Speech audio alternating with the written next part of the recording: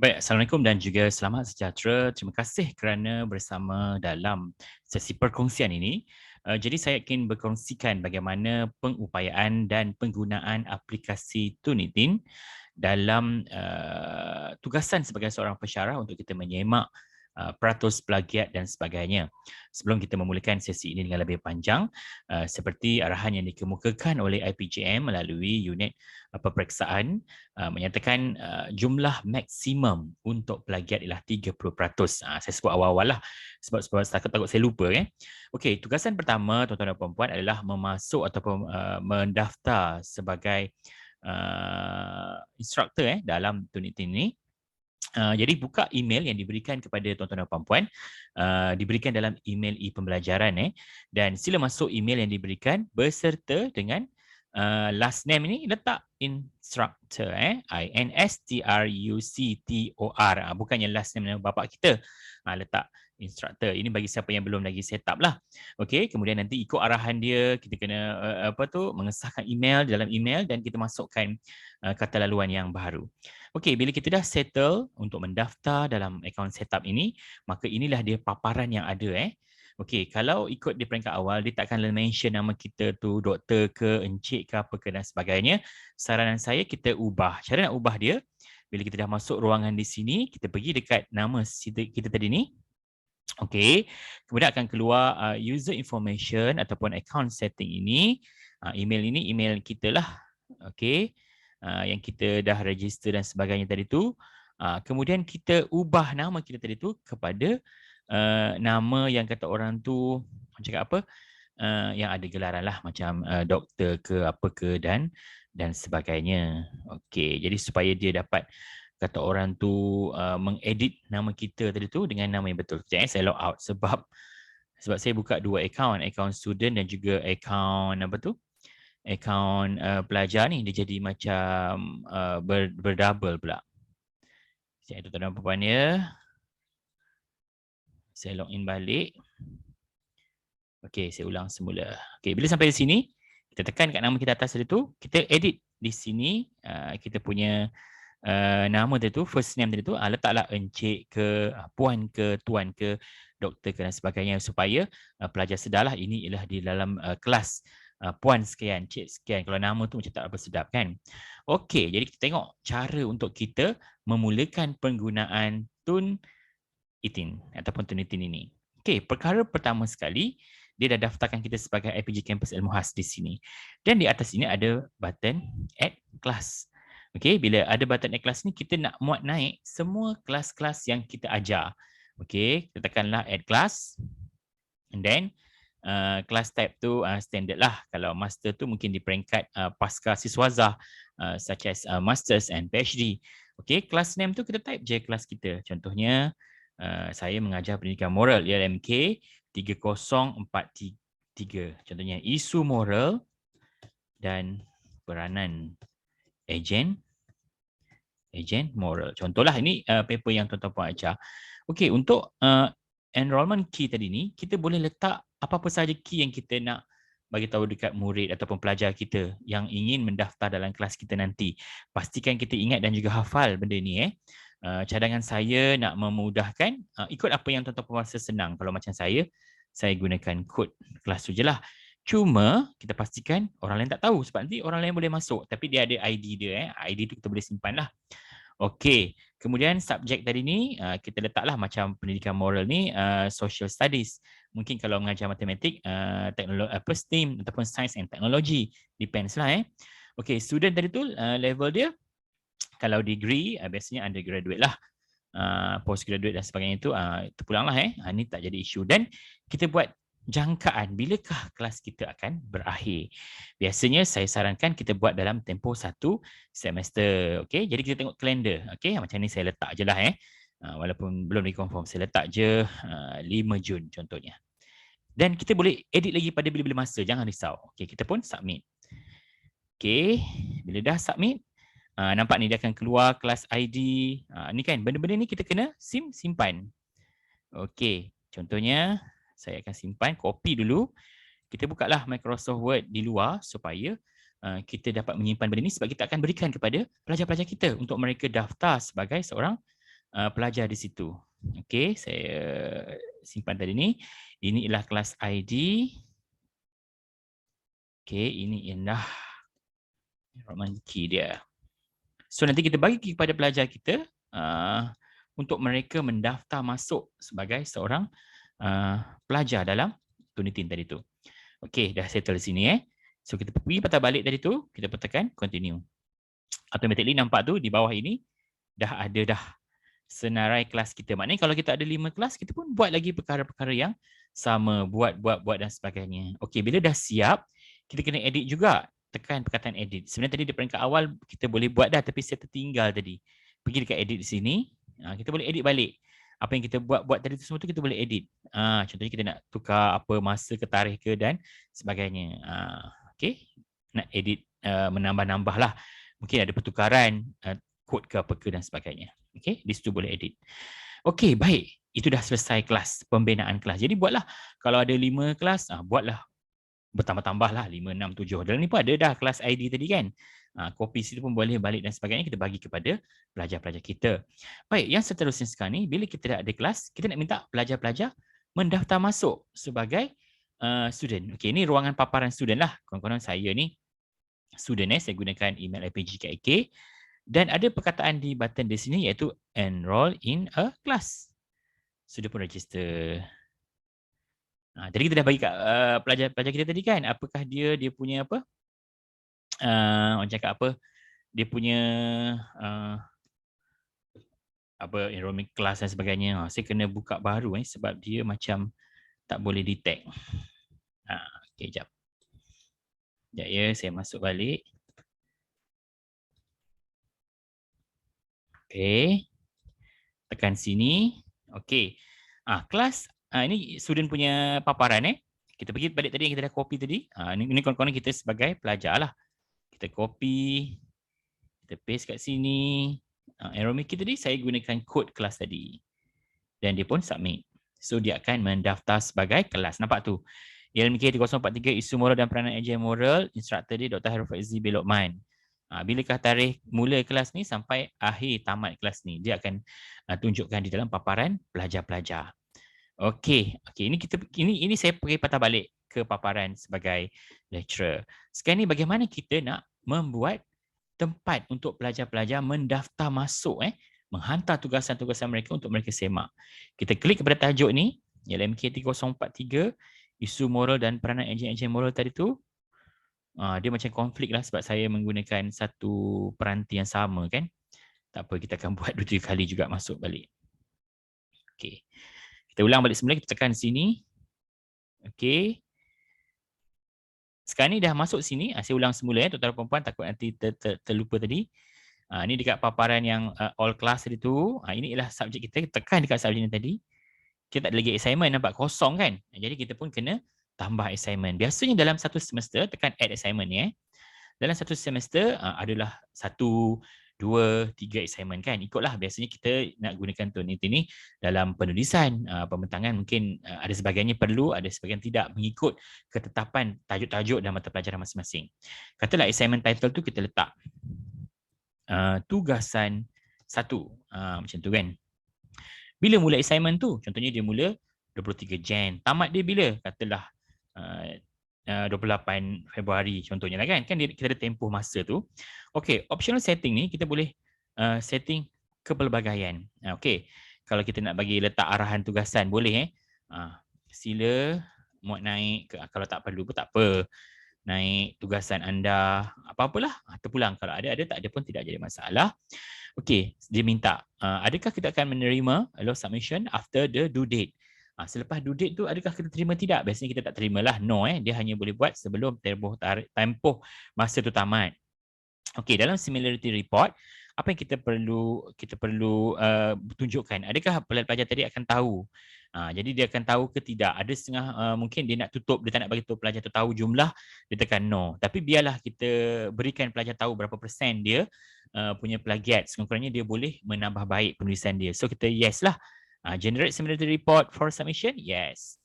Okay, generate similarity report for student submission. Okay, ada 3 jenis. Pertama ialah hantar sekali sahaja. tak boleh lagi nak hantar 2 kali, 3 kali, 4 kali, 5 kali. Ataupun yang kedua, dia boleh hantar berulang-ulang kali sampailah tempoh tarikh tutup waktu assignment tu berakhir. Ataupun yang terakhir sekali hanyalah semasa ketika tarikh tutup itu sahaja, maksudnya boleh dihantar, selebih tak boleh lagi. Jadi biasanya kita akan pilih yang nombor 2. Dia boleh buat beberapa kali supaya dia dapat menambah baik penulisan dia tadi. Okey. Seterusnya, bibliografi sama ada perlu ke tidak. Bagi saya lah, ini kena tanya dengan unit peperiksaan, tapi hari itu masa kami membuat pembentangan, bibliografi ni kita tidak perlu jadikan sebagai unsur plagiarisme sebab kebanyakan orang ambil bibliografi daripada jurnal dalam bahagian belakang tu kan. So kalau kita yes, nanti dia menyebabkan peratus peningkatan tu. Jadi exclude bibliography material from similarity index for all papers in the assignments. Kita pilih no lah. Okay. Okay, material from similarity index for all people in the assignment. No juga. Small sources pun tak payah juga kerana ada yang 0.2% macam kita di bidang pendidikan banyak tahu macam frasa-frasa Kementerian Pendidikan Malaysia memang akan keluar. Jadi kita tak payah terima. Lepas tu macam kita gunakan terma-terma seperti kemahiran berfikir aras tinggi, KEBAT, pembelajaran teradun, pembelajaran berasaskan projek, dia akan keluar. Jadi tak payah juga. Okay, allow student to see similarity report. Yes, ya, bagi mereka tengok. Okay, ini ialah enable translate matching beta ni ialah untuk bagi mata pelajaran seperti bahasa Arab, Jawi dan sebagainya ataupun bahasa Perancis dan sebagainya. Tak apa, kita letak je yes di situ. Okay, exclude assignment template ni kita abaikan. Submit papers to no repository. Okay, jadi seterusnya, would you like to save this option? You defaults for future assignment. Maksudnya kita buat assignment seterusnya dah tak payah lagi nak edit-edit di sini. Semuanya dah ada. Tapi tuan-tuan dan puan nak edit lagi pun boleh, sebenarnya tak jadi masalah. So kita pun submit. Okey, kita dah submitting, automatically dia akan keluar di sini. Tugasan 1. Kita pun buatlah terus je. Sekali kita dah buat tadi kan. Kita terus je tugasan 2 contohnya kan. Dan kita pun buatlah tugasan 3 dan sebagainya. Tadi saya lupa nak tulis tugasan 2, mungkin penulisan kumpulan. Kita buat siap-siap macam tu.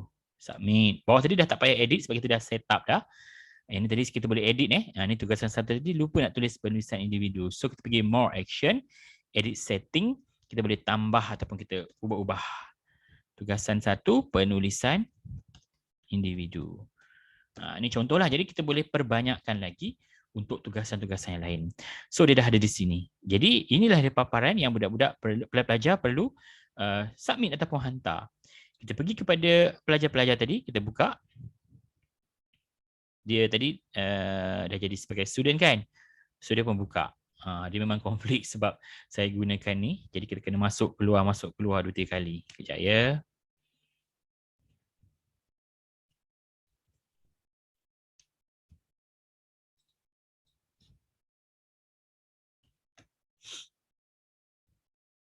Salah. Sekejap. Sekejap ya.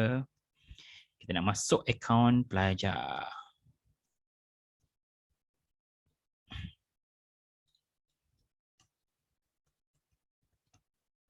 Okey, ni akaun pelajar.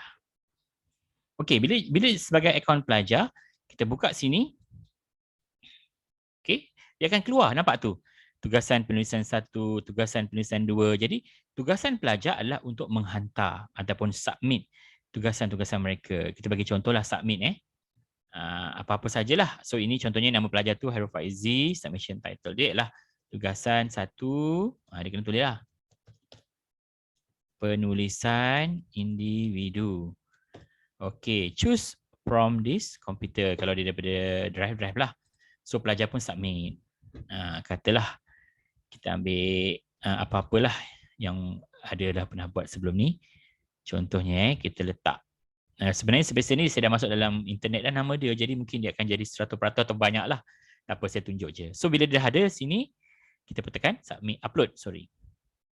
So data ni akan di-upload. Okay, sekejap. Jadi dia akan keluar macam ni. So pelajar pun boleh confirm. So bila pelajar dah upload, dia akan automatically akan keluar dalam list tadi tu menyatakan dia dah hantar. Nampak tu, processing. Dia akan keluar berapa persen dan sebagainya. Tapi dah ambil masa lah. So pelajar akan sentiasa refresh lah. Tunggu sekejap ya, dia akan keluar.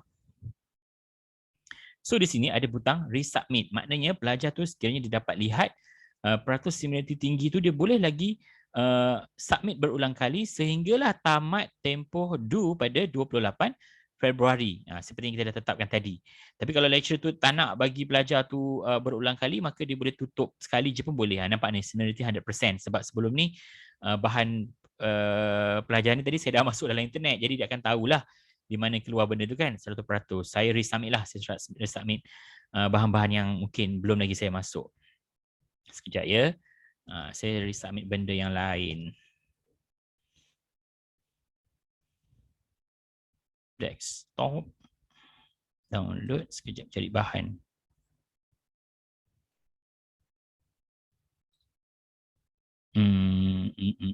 Mana ya? Kejap.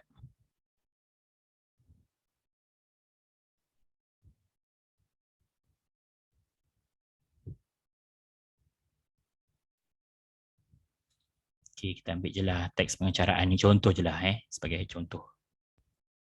Okay. Jadi dia loading. Ini dia pun confirm. So dia akan masuk. Dan return to assignment list. So dia akan processing. Maksudnya dia boleh berulang-ulang kali resubmit terhadap assignment yang telah dilakukan tadi tu.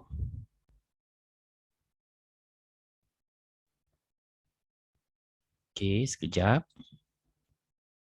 Okay, ada 54% similarity. So dia cakap, banyaknya kan? Ini paparan pelajar. Bagaimana dengan paparan sebagai seorang lecturer? Okay, kita buka tugasan penulisan dan kita tengok, kita refresh. Saya rasa mesti dia akan log out sebab kita gunakan akaun serentak tadi kan. Betul, kita log in balik. Okay, di dalam paparan lecturer, kita buka dekat tajuk assignment tadi ni, nampak tu tugasan 1 tadi daripada 0 per 1, sekarang dah ada 1 per 1, maknanya dah ada orang submit dah. Kita tengok dekat view, nampak tu, Harul Faizi dah submit tugasan 1, similarity dia 54%. Jadi kita buka yang ni, kita dapat lihat dekat mana peniruan ataupun kata orang tu plagiat yang dilakukan. Kita tekan dekat gambar merah ni, nampak di sebelah sini, kita boleh tengok. Tekan 54%. Kita akan dapat tengok ni. Warna merah ni. Di mana semua sumber dia. Contohnya ni. Walaupun ni tag pengacaraan, nampak sangat tag ini. Copy daripada internet. Daripada skrip tadi ni. Bunga pantun semua tadi ni. Semua peniruan. Dia akan tunjuk sumber-sumber dia. Okay. Kalau orang tu tak percaya, kita boleh tekan. Contohnya kita tekan sini kan. Dia akan keluar. Semua pantun. Nampak teks pengantin baru. Tadi tu tag pengacara pengantin kan. Dia akan keluar semua benda-benda yang menjadi rujukan tadi tu. Saya ulang semula tadi di sini. Semua peratus-peratus itu akan keluar. Dia akan tahu daripada Ultra Asia Blogspot. Daripada mana semuanya akan keluarlah jumlah-jumlah pengambilan ayat-ayat tadi tu. Tapi kita kena ingat dalam bidang pendidikan seperti Perasa Kementerian Pendidikan Malaysia, yang tadi saya sebut tadi kan, pembelajaran berdasarkan projek apa dan sebagainya tu, kita mungkin boleh abaikanlah sebab mungkin dia akan keluar juga sebab benda tu memang terma-terma ayat kan, lagi-lagi istilah sains, istilah penting undang-undang dan sebagainya. So kita tahu dah 54%, maknanya pelajar tadi dia punya performance dari segi writing ialah 54% adalah menyamai. Tapi bila warna oranye, dia tidaklah major pelajar tu ambil 1% daripada bahan internet. Maknanya sebahagian sahaja. Kalau macam hijau tu dia ada ubah-ubah suai. Maknanya 19 tambah 9 ni dekat lebih kurang 20 berapa persen sahajalah, bukan 100%. Tapi kalau kita tengok di bawah ni ada juga yang sikit-sikit kan. Tapi kalau dia 100% tu di sini laporan dia merah, maknanya memang 100% lah dia, 54% tu dia mengambil dan sebagainya. So benda tadi ni pelajar-pelajar tadi tu boleh meresubmit supaya dia dapat jumlah yang kata orang tu tidaklah similarity dia sangat tinggi. Jadi begitulah cara dia untuk kita menyemak dan sebagainya. Jadi nanti kalau ada 10 pelajar akan keluar nama-nama di sini. Okey, untuk mereka mengesanlah, kita akan mengesanlah berapa jumlah dan sebagainya. So, bila kita dah settle semua tadi tu, kita dah dapat mengesan dan sebagainya, kita boleh tengok laporan dan sebagainya tu secara detail lah dan kita dapat mengetahui maklumat-maklumat tentang ni. Di atas ni ada senarai student kita, siapa yang mengambil enroll paper tadi ni. Library tadi ni kita boleh tengok kita punya tugasan tadi tu, kalender, even kita boleh discuss dengan pelajar-pelajar, kita boleh buat ruangan discussion, post a new topic, kita boleh berbual dan sebagainya. Okey. Jadi itulah sebahagian daripada peranan dan fungsi yang boleh digunakan dalam penggunaan Turnitin tadi ni. Jadi ini ruang lingkup kita sebagai lecturer. Anything yang kita nak buat kita boleh edit dan sebagainya, boleh delete dan sebagainya. Dan kita boleh lihat progress kelas kita tadi tu. Bila kita tekan dekat the main all classes tadi tu, kita boleh tengok class summary, learning analytic, maknanya kita boleh tahu tentang berapa orang yang submit, berapa orang yang dapat percentage plagiat dia. Contohnya macam kita buat class summary tadi ni kan, dia akan download dalam Excel, sudah akan keluar satu orang cakap apa, dokumen yang menyatakan berkenaan dengan ni. Ni tadi lah paper tadi ni, current enroll berapa, total submission berapa 0.24% dia punya plagiat. Dia akan letakkan semua ni tadi tu dalam laporan-laporan ni. So kita boleh download dan sebagainya. Jadi itulah saya kata tadi, dia sangat membantulah. Jadi kalau ada apa-apa masalah yang nak ditanya berkenaan dengan Turnitin tadi, sebenarnya simple je lah. Cuma saya pesan dan nasihat dekat bahagian sini tadi, edit setting tadi tu, make sure berbincang dengan semua optional setting tadi tu, apa yang perlu diletakkan. Tapi kalau ikut yang saya bagi tahu tadi tu, ialah secara standard. Okey, bila saya katakan submit paper soon no repository tadi, ni penting sebab bila kita kata standard paper repository tadi, dia akan simpan data tau. Jadi bila simpan data, budak upload, dia dah masuk paper 1, dia upload lagi sekali masuk paper 2. Paper 1 tadi dia dah di set upkan dalam sistem. So takut nanti dia upload kali kedua, dia akan bertambah jumlah percentage tadi tu, sebab macam tadi yang saya tunjuk paper yang mula-mula saya upload tadi kan 100% sebab dia dah detect penghantaran sebelum ini. Jadi saya suka tekan no repository Okey, itu boleh lagi berbincang. Jadi kalau ada apa-apa masalah, bolehlah beri komen di dalam chatting ataupun YouTube punya komen di bawah ini dan boleh berbincanglah. Mungkin kita boleh tambah baik sebab saya pun masih baru saya guna ni untuk buat PhD dulu, tapi saya buat as a student bukannya sebagai lecturer ataupun instructor. So kita sangat bersyukur dan dapat aplikasi ini. Thank you so much kepada FPJM kerana mengusahakan benda yang cukup, saya rasa cukup baik dan memang expensive lah dia punya costing So kita gunakanlah dengan sebaik mungkin. Itu saja, sekian. Assalamualaikum dan selamat sejahtera.